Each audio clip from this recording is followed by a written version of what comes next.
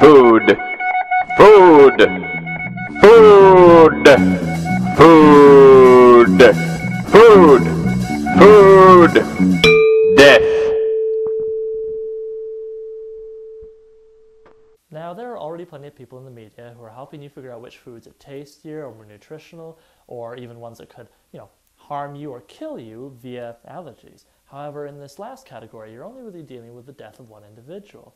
So, there's a niche that needs to be filled, we're going to fill it in our ongoing battle to help protect you from the world around you by covering delicious disasters.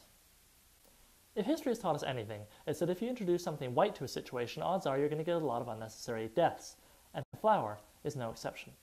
Packed tightly in a bag or Tupperware underneath the kitchen sink, flour is no real danger. However, if dispersed in large enough quantities, you can end up getting yourself a flour explosion. As starch, and therefore a carbohydrate, flour burns very easily. However, it requires ample amounts of oxygen in order to do so. Therefore, you'll probably be okay as long as you're not handling large amounts of it in a confined space where the flour can get up in the air a lot, such as a flour mill like the Minnesota Washburn A mill that blew up in 1878, killing 18 people. Flour power indeed. Though flour really is just an ingredient of food, and I wouldn't exactly call it delicious on its own. Beer's pretty good.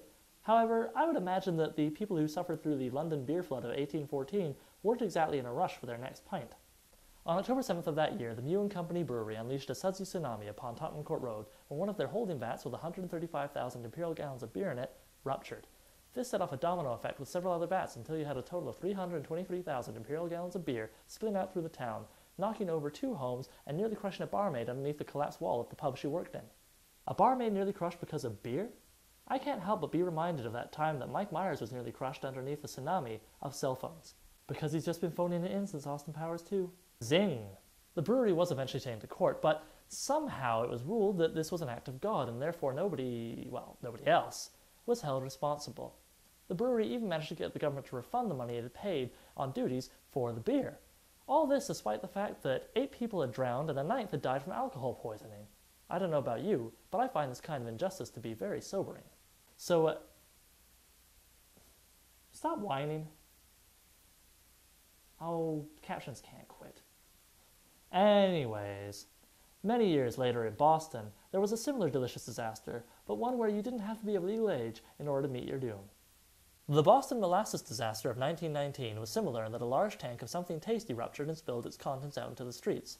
But this time, the scale was even greater, with 2.3 million American gallons coming out in a wave that was approximately 10 feet tall, traveling at 35 miles per hour, and exerting a pressure of roughly 2 tons per square foot.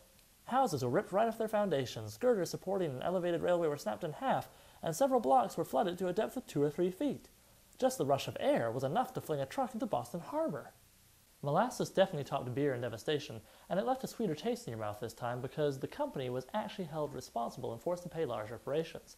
Nonetheless, I think we can all agree it was a pretty sticky situation. What? You can't go anywhere. You're a caption audience. Caption audience, captive audience. That really worked. Oh. Ow! That kind of hurt.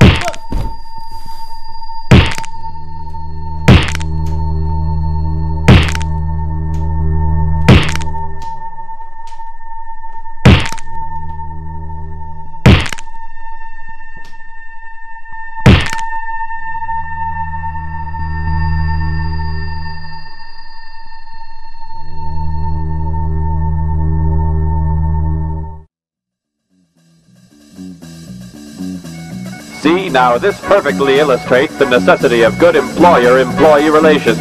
Later, the credits and I are going to my place for some beer and Cheetos. Good times, you know. Good folk. Well, except for copyright 2008-2009. That guy's a dick.